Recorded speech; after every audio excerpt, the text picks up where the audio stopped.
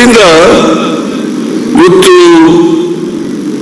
ಏನ ಪ್ರಜಾಪ್ರಭುತ್ವ ನಾವು ಹೇಳ್ತೀವಿ, ಸಂವಿಧಾನದಲ್ಲಿ ಹೇಳ್ಕೊಂಡಿದ್ದೀವಿ.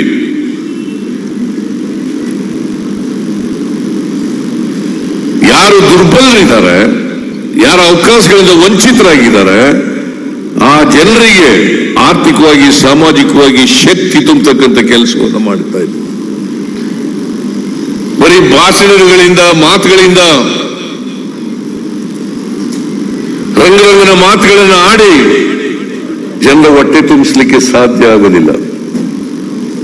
ಕಾರ್ಯಕ್ರಮಗಳ ಮೂಲಕ ಅವರಿಗೆ ಆರ್ಥಿಕ ಸಾಮಾಜಿಕ ಯೋಜನೆಗಳನ್ನ ಕೊಡೋದ್ರ ಮೂಲಕ ಅವರಿಗೆ ಶಕ್ತಿ ತುಂಬಿದಾಗ ಮಾತ್ರ ಸಾರ್ಥಕ ಆಗ್ತದೆ, ಚಾಮುಂಡೇಶ್ವರಿಗೆ ಪೂಜೆ ಮಾಡೋದಕ್ಕೆ ಸಾರ್ಥಕ ಆಗ್ತದೆ ಅಂತಕ್ಕಂಥ ಮಾತುಗಳನ್ನು ಹೇಳಲಿಕ್ಕೆ ಬಯಸ್ತಾ ಇದ್ದೆ.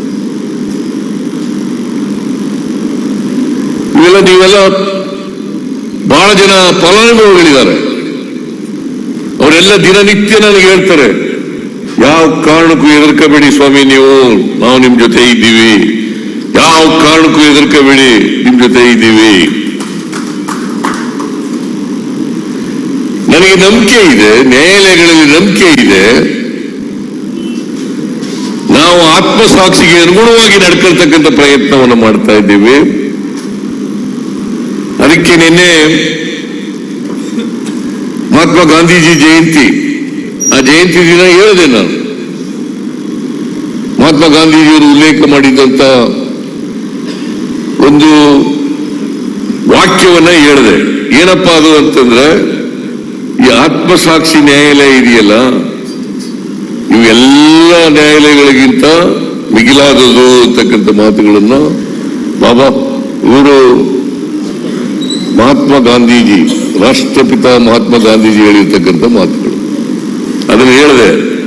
ಅದರಿಂದ ನ್ಯಾಯಾಲಯಗಳಲ್ಲಿ ನಂಬಿಕೆ, ನಾನು ಆತ್ಮಸಾಕ್ಷಿಗೆ ಅನುಗುಣವಾಗಿ ಮಾಡಿದ್ದೇನೆ ಅಂತಕ್ಕಂಥ ವಿಶ್ವಾಸ, ದೃಢ ನಂಬಿಕೆ.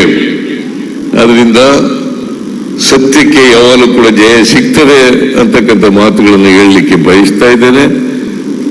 ನಿಮ್ಮ ಆಶೀರ್ವಾದ ಇರೋವರಿಗೆ, ಚಾಮುಂಡೇಶ್ವರಿ ತಾಯಿಯ ಆಶೀರ್ವಾದ ಇರೋವರಿಗೆ ನಾನು ಈ ಜನರ ಸೇವೆಯನ್ನು ಮಾಡ್ತಕ್ಕಂಥ ಕೆಲಸವನ್ನ, ನಮ್ಮ ಸರ್ಕಾರ ಜನರ ಸೇವೆಯನ್ನು ಮಾಡ್ತಕ್ಕಂಥ ಕೆಲಸವನ್ನ ನಾವು ಮುಂದುವರಿಸ್ತೇವೆ ಅಂತಕ್ಕಂಥ ಮಾತುಗಳನ್ನು ಹೇಳಿ, ಚಾಮುಂಡೇಶ್ವರಿ ತಾಯಿ ನಮ್ಮೆಲ್ಲರಿಗೂ ಕೂಡ ಆ ಶಕ್ತಿಯನ್ನು ಕೊಡ್ಲಿ, ಈ ನಾಡಿನ ಜನತೆಗೆ ಸುಖ ಸಂತೋಷಗಳನ್ನು ಕೊಡ್ಲಿ ಅಂತ ಹೇಳಿ.